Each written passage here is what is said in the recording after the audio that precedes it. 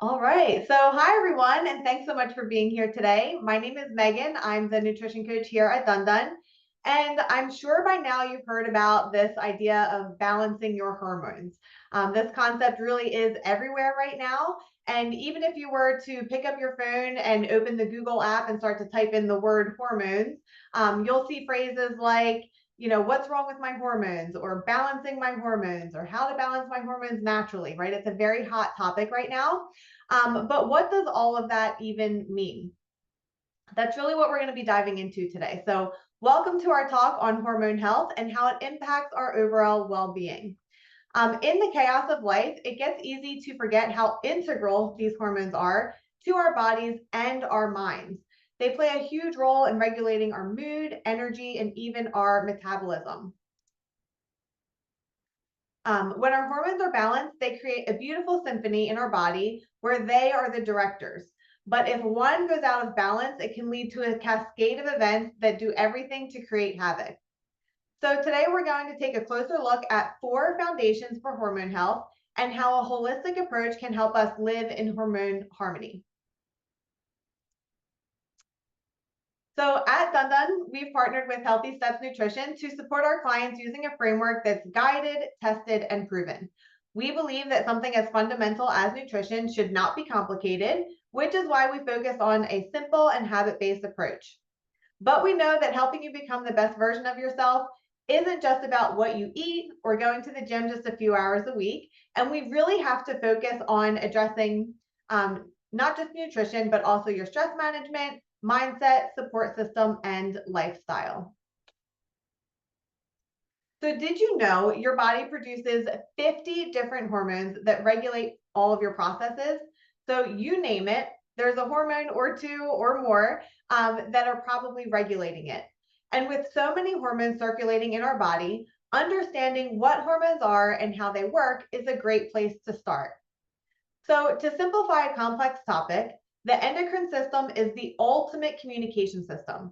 It has the various glands that make and send hormones, which are chemical messengers that travel through the bloodstream and deliver different messages to different cells and organs. So, put more simply, hormones tell the cells what to do. They're little chemical messengers that are working really hard to keep your body balanced in every aspect, from reproductive function to sleep to even your stress and mood. Generally speaking, the body does a pretty good job of keeping things in balance, but hormones can easily be disrupted due to many factors such as consuming highly processed foods, high amounts of sugar, a sedentary lifestyle, high stress or inflammation, disturbed or disrupted sleep, and environmental toxins. In the pursuit of achieving hormone balance naturally, the first step in the right direction often involves using a holistic approach where we look at factors such as lifestyle, nutrition, stress levels, sleep, and overall well being. Once we begin to examine each of these factors more closely, you'll notice that each one affects the other through the 4 key foundations. So let's dive in and consider one small step we can take to create a positive cascade of health. So a little bit of hormones one-on-one for you, right? Hormones are supposed to change over time. They change throughout the day, they change throughout the month, and even throughout our lifetime. When we think of hormones, we generally think of sex hormones, so things like testosterone, estrogen, and progesterone. And men and women are different, right? So men should experience the same hormone pattern every single day, where female hormones are based on phases of menstruation, so they change throughout your cycle. And even if you are perimenopausal or menopausal, there's also shifts there, right? Imbalances in these hormones can lead to things like low sex drive, irregular periods, infertility, a miserable menopause experience, etc. Then we have our stress or adrenal hormones, mainly cortisol. Cortisol these days gets a really bad reputation, but we need cortisol. We want it to be high in the morning and then gradually get lower in the evening.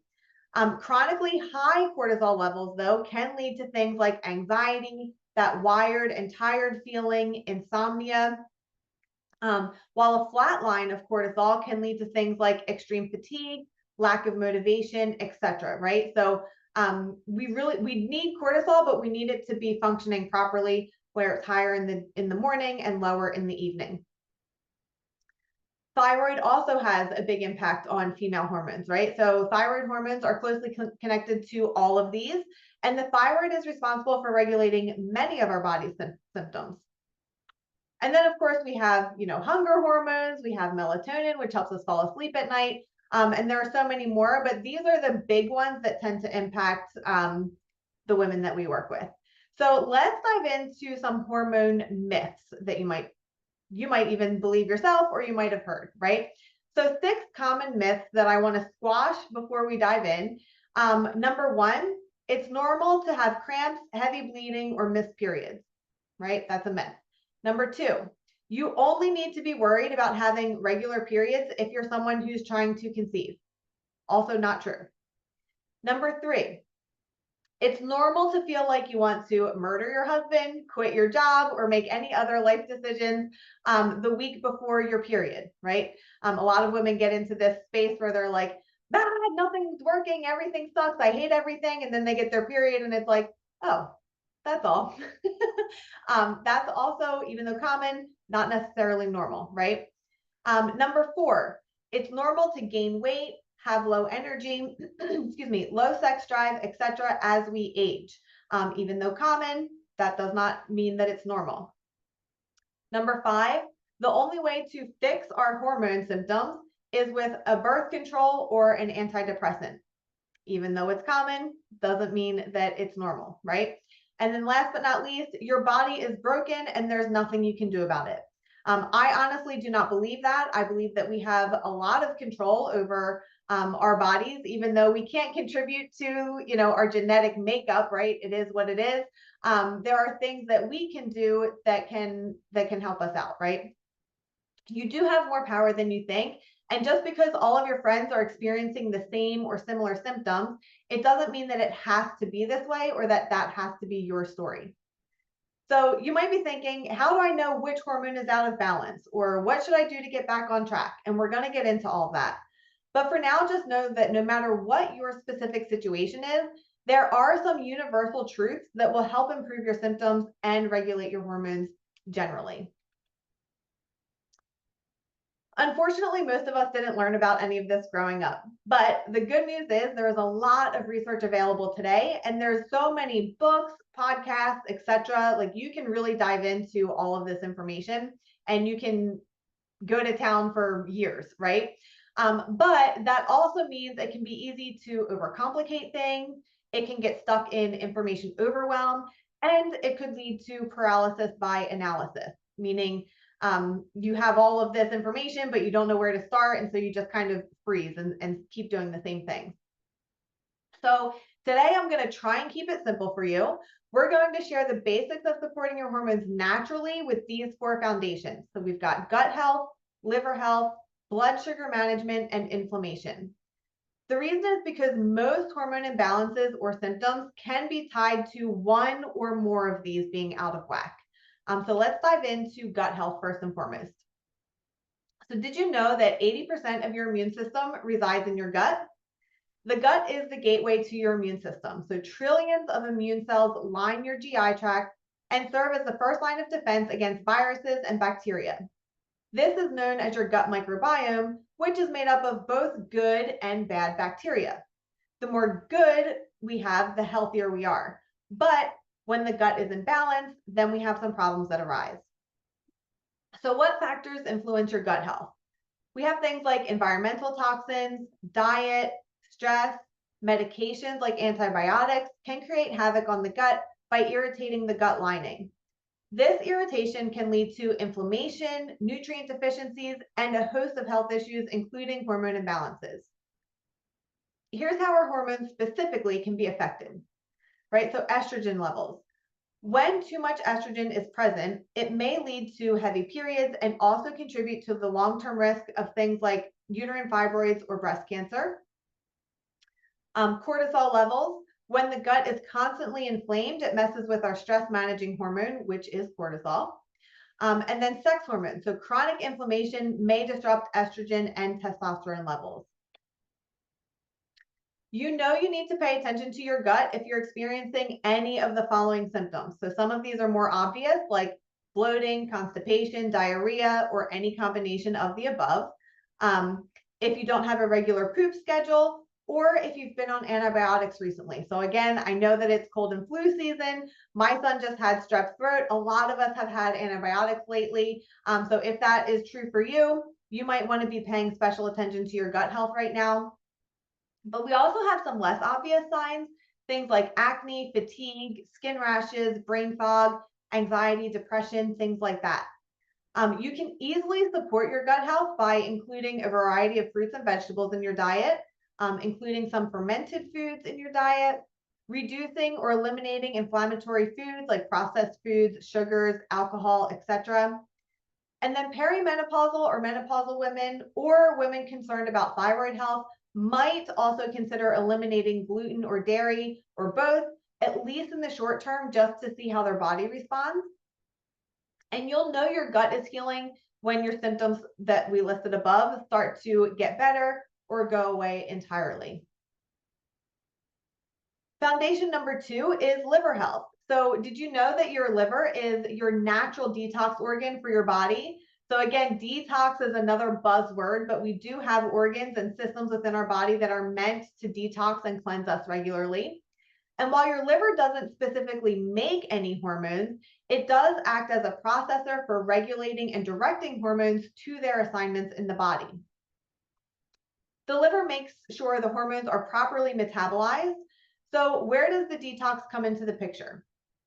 Well, the liver helps regulate hormones and excretes the body's excess hormones. So the liver also aids in manufacturing of testosterone and estrogen. And this is important to note because if your liver is unable to be efficient because it's bogged down by excess hormones or other toxins, it's unable to process as quickly and it can contribute to hormonal imbalances. So what are some things that could be affecting your liver health and how can we make changes today? Unfortunately, we do live in a pretty toxic world, right? But there are some things we can control. So common ways that we're contributing to our toxic load are first and foremost our alcohol consumption. Medications, like I just mentioned, are processed through the liver.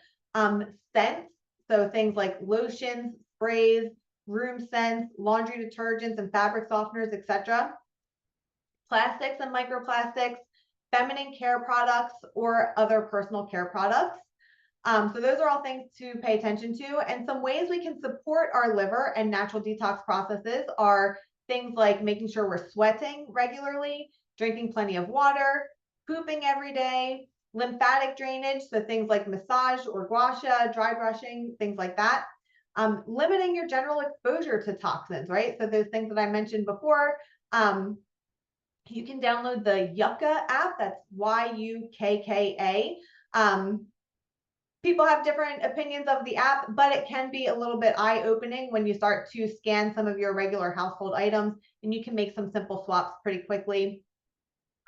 And then eat gut and liver supporting foods, again, like fruits and vegetables, fermented foods, etc. So again, you see there's a lot of overlap just in these two categories, and that's because these all our bodies aren't siloed, right? Everything does interconnect, and things tend to lean on each other. So when one thing goes out of balance, it impacts another system. So foundation number 3 is blood sugar balance. Constant ebbs and flows in your blood sugar are natural, but you want to keep it as stable as possible, not to create havoc on your adrenal glands due to unnecessary stress. So this is important for everyone, not just those people who are concerned with having diabetes or prediabetes, right? So insulin is a hormone that helps with the uptake of glucose to be used as energy from carbohydrates. By reducing excess blood sugar and insulin secretion into the body, you can avoid storing glucose as fat that ends up around the abdomen and causes further hormone imbalances. Here's a few tips to help keep your blood sugar balanced throughout the day to avoid these spikes. So number 1, pair protein with every meal and snack. Go for a 15-minute walk after your meals. Consume low glycemic index carbs.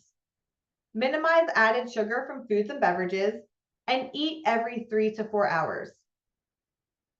Regularly implementing these action steps in the long term will help with your blood sugar balance overall. But the secret weapon to regulating and maintain blood sugar levels is muscle. So muscle is like a sink for sugar and glycogen. And this is why here at Dun Dun, we focus so much on fat loss over pure weight loss. Many people, especially women who want to lose weight, tend to just get focused on the scale, right? But we've realized that in the pursuit of weight loss, a lot of us are losing too much muscle and not enough body fat. And the result is actually a higher body fat percentage, even at a lower weight. So this means that if you were to gain that weight back, you're likely replacing it with fat and not muscle. So now you're at a higher body fat percentage at a lower body weight.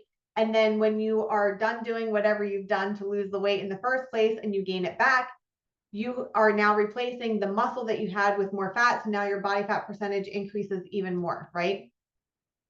So our goal here at Dun Dun is to help you protect and preserve as much of that muscle as possible on your weight loss journey, because we know how important muscle is for your health and longevity. And all of this might sound really familiar if you've had a PsyQ review with us. If you have not had a PsyQ review recently, what are you waiting for? This is really helpful data, especially if you're someone who is frustrated with a quote lack of results, right? So anyway, get with us if you're interested in getting your PsyQ review. But how do you know if you need to pay more attention to this? Things like your labs, so things like your fasting glucose levels, your A1C, those are markers that you'll want to be paying attention to. Your energy levels, so if you get like a food coma or an afternoon crash, or if you have weight loss resistance, you might want to be paying more attention to your blood sugars. And again, if you want to know more about your specific body composition, ask us about setting up a PsyQ appointment. Foundation number 4 is inflammation. So inflammation is key to hormone health. And our body experiences inflammation as a response to some kind of stress, right? It's a natural response to stress. So if you were to get a cut or, God forbid, break a bone or something like that, inflammation is part of the healing process. You can also, though, experience general inflammation, where you have this inflammation in the body just for real no good reason, right? You're not trying to target a specific thing that needs healing.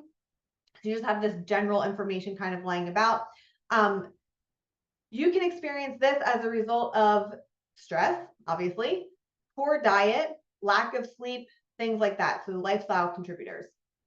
You also experience inflammation as part of your recovery from a workout. Again, a natural response. However, exercising too much, too hard, or too often, or a combination of that, can also be a problem. So this is why following a properly programmed workout plan that incorporates rest days is critical. Programs should also include periods of time where you push yourself to be faster, lift heavier, etc., and periods where you deload, where your workouts aren't quite as intense, to prioritize recovery. So if you're a runner, this is another reason why Zone 2 has become so popular. This is another reason why, whether or not you're a runner or not, but just someone that comes to Dun Dun, you'll notice sometimes your weights are heavier and sometimes they're not. And sometimes when you notice that your weight has gone down, you get a little bit frustrated. You want to lift heavier like you always have. But Missy is very, very good at what she does. There's always a method to her madness. So I always ask you just trust her with the weights that she puts down on your paper. Even if you have a quote unquote good diet, you could still be contributing to inflammation in your body. So some women, especially those with thyroid concerns, might find reducing or eliminating gluten or dairy, at least for a period of time, can be helpful.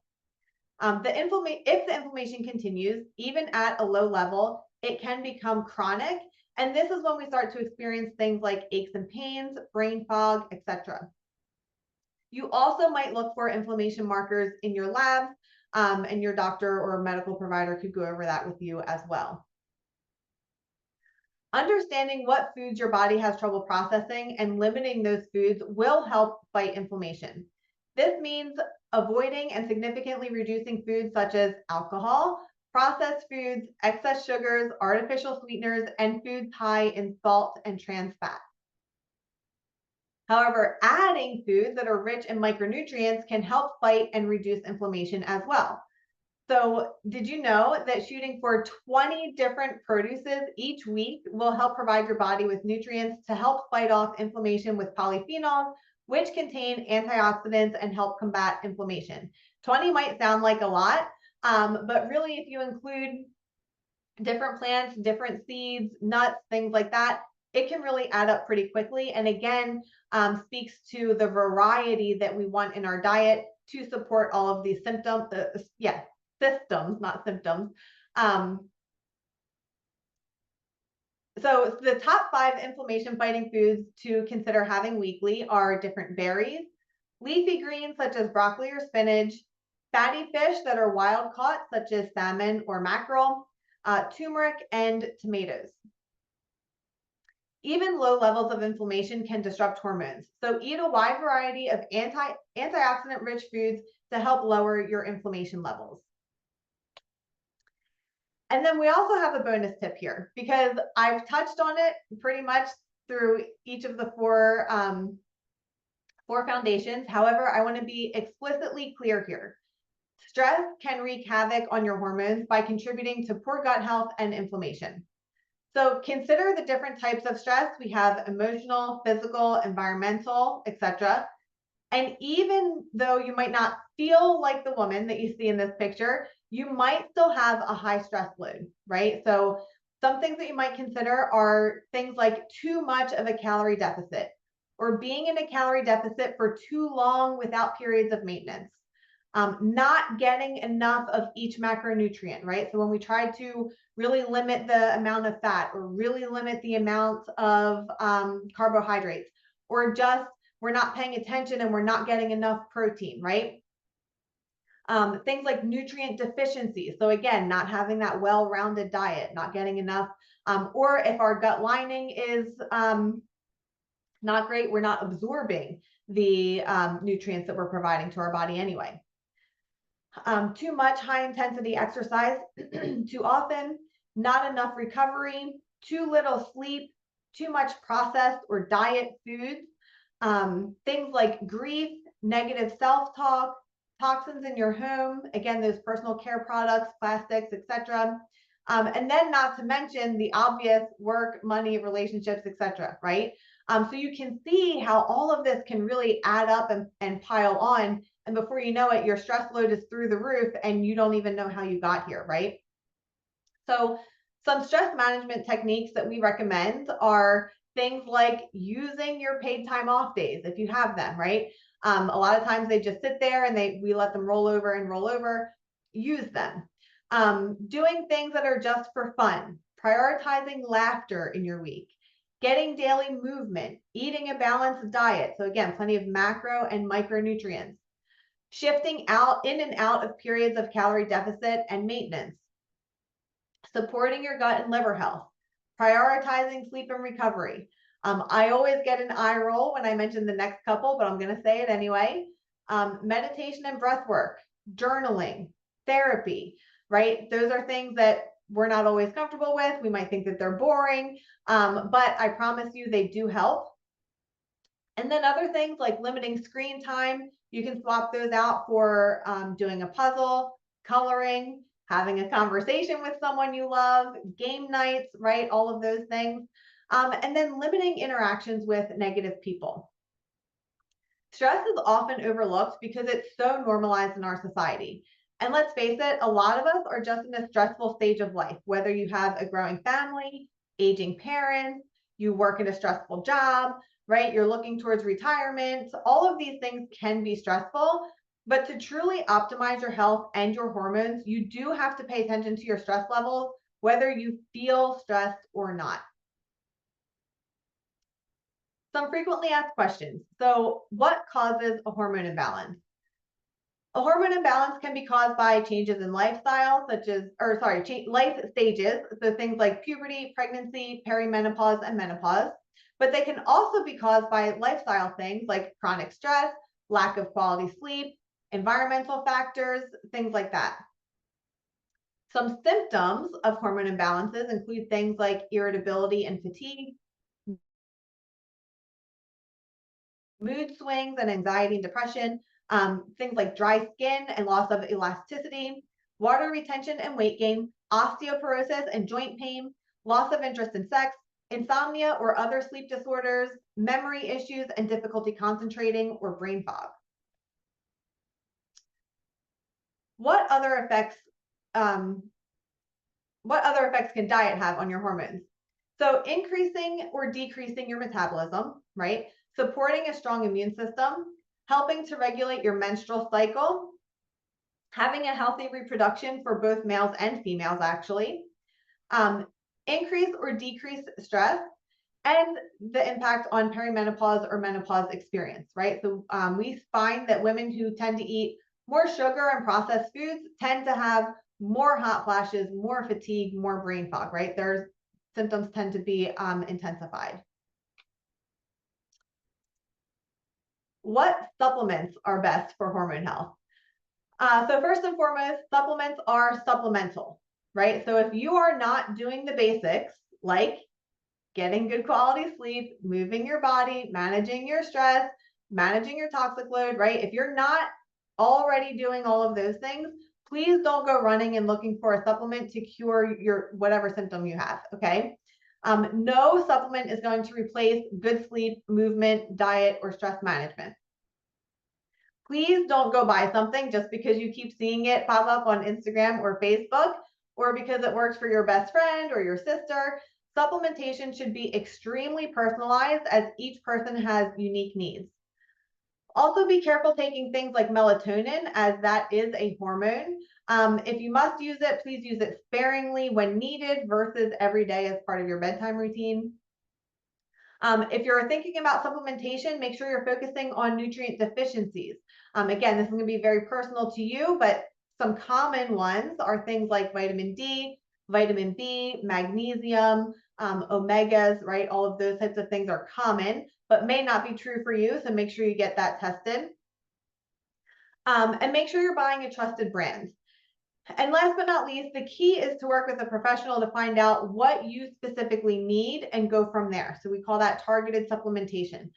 So again, even though you keep getting this ad, even though this supplement worked for your sister, your best friend, your neighbor, whoever, it might not also be the same for you. And then going back to the beginning, if you're not already doing the basics, please don't spend a bunch of money on supplements. Get to the basics first and then build from there. This is something we hear a lot, right? What if my doctor won't test my hormones? Or I'll also add to this, I did get my hormones tested, but everything came back normal. Again, unfortunately, we do hear this a lot. And here at Dun Dun, we have a couple of partnerships that can help you with this. But at the end of the day, it's my personal opinion that you don't need a test to tell you that you feel like shit, right? If you know you don't feel good, again, start with the basics that we talked about today and give it time. You didn't get to where you are overnight, so it's going to take more than a couple of weeks for you to fully feel better. If you are going to work with a practitioner to get your hormones tested, make sure they test you during a specific phase of your cycle if you're still menstruating, because our hormones are supposed to change throughout the month, right? We already talked about that. And that's why your labs might be coming back normal, even though you don't feel good, because they're not testing at like the right phase of your cycle.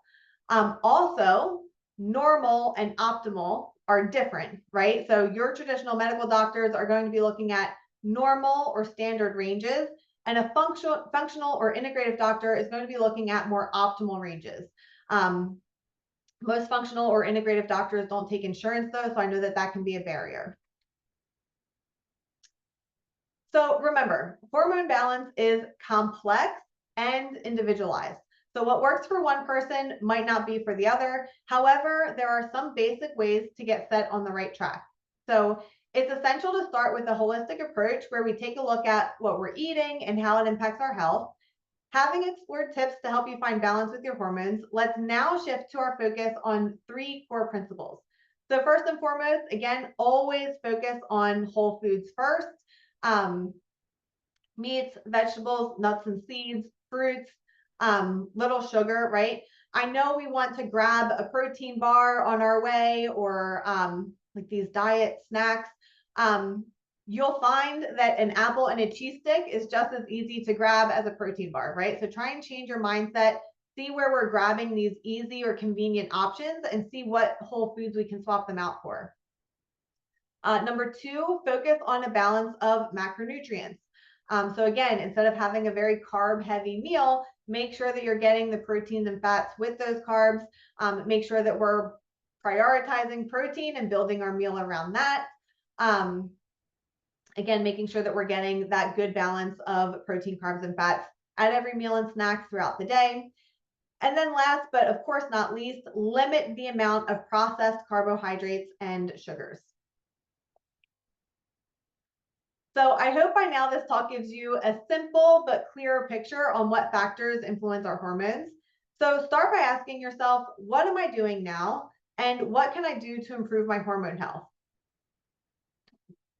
We'll leave you with an easy to remember term that an HSN dietitian, Amanda Haar, came up with, and that is GLIBS.